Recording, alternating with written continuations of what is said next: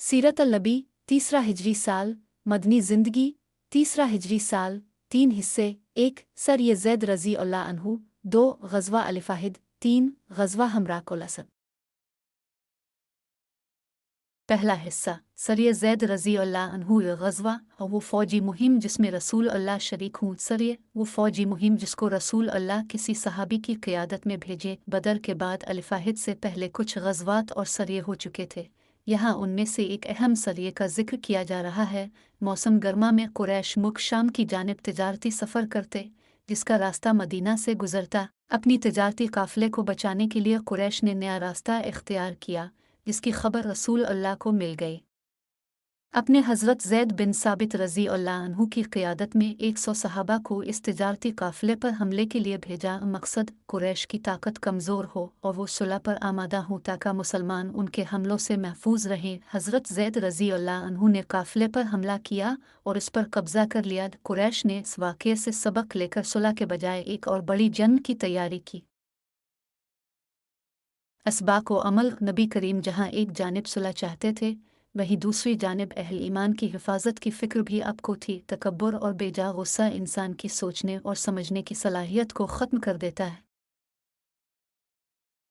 दूसरा हिस्सा 2 ग़ज़वा अल-फ़ाहिद। कुफ़ार मक्का ने जंग बदर में मिली शिकस्त का बदला लेने के लिए एक बड़ा लश्कर मदीना की जानिब भेजा। इसमें 3000 फ़ौजी, 200 घोड़े, 700 ज़रहें और सवारी और सामान के लिए 3000 ऊँट थे। दूसरी जानिब इस्लामी लश्कर में सिर्फ 1000 मर्द थे। जंग से कुछ पहले मुनाफिकों के सरदार अब्दुल्ला बिन अलिफ़ाब ने धोखा दिया और 300 लोगों को लेकर वापस लूट गया। इस तरह अहल ईमान की तादाद 700 रह गई। मदीना के करीब अल-फ़ाहिद नामी पहाड़ के दामन में दोनों लश्करों का मुकाबला हुआ। शुरू में मुसलमानों को फ़तह नसीब हुई, लेकिन बाज़ अफराद ने दौरान जंग मोर्चे को वक्त से पहले छोड़ दिया। हालांकि उन्हें रसूल अल्लाह ने न छोड़ने की ताकीद की थी। खालिद बिन वलीद, जो इस वक्त तक मुसलमान नहीं हुए थे, अपने साथियों को लेकर मोर्चे से हमला किया। मुसलमानों को सख्त नुकसान पहुंचा। आपका एक दांत टूट गया, निचला होंठ ज़ख्मी हो गया और पेशानी भी ज़ख्मी हुई। यहाँ तक कि रसूल की शहादत की झूठी खबर फैल गई। सहाबा किराम रज़ी अल्लाह अन्हुम ने रसूल अल्लाह काफ हज़रत हमज़ा रज़ी अल्लाह अन्हु, मुसब बिन उमैर रज़ी अल्लाह अन्हु समेत 70 सहाबा रज़ी अल्लाह अन्हुम शहीद हुए और कुफ़ार के तकरीबन 30 अफराद हलाक हुए। असबाक व अमल रसूल अल्लाह की हिदायत पर मुकम्मल तौर पर अमल करना ही दुनिया व आखिरत में निजात का सबब है। दीन की सरबुलंदी के लिए माली व जानी नुकसान बर्दाश्त करने वालों को अल्लाह बेहतरीन बदला देगा। तीसरा हिस्सा 3 ग़ज़वा हमराक उल-असद। अल-फ़ाहिद से वापसी के बाद रसूल अल्लाह को मुशरिकीन मक्का के दोबारा हमले का अंदेशा था, क्योंकि अल-फ़ाहिद में मुसलमानों को भारी नुकसान हुआ था और मुशरिकीन की हिम्मत बढ़ गई थी। अपने दूसरे ही दिन कुफ़ार मक्का के लश्कर का पीछा करने का फ़ैसला किया।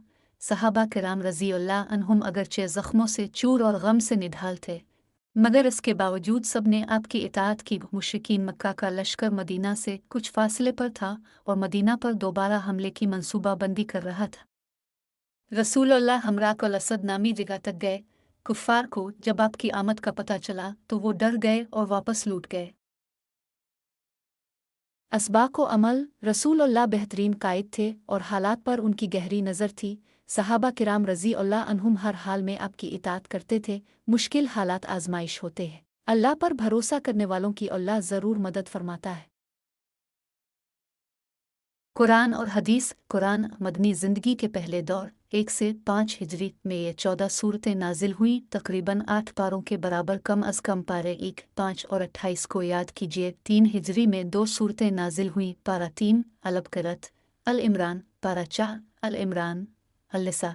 इन सूरतों को समझ कर पढ़ें ताकि अंदाज़ा हो सके कि मदीना के उन हालात में इन दिनों अल्लाह ताला की जानिब से रसूल अल्लाह को और मुसलमानों को किस तरह की हिदायत दी गई।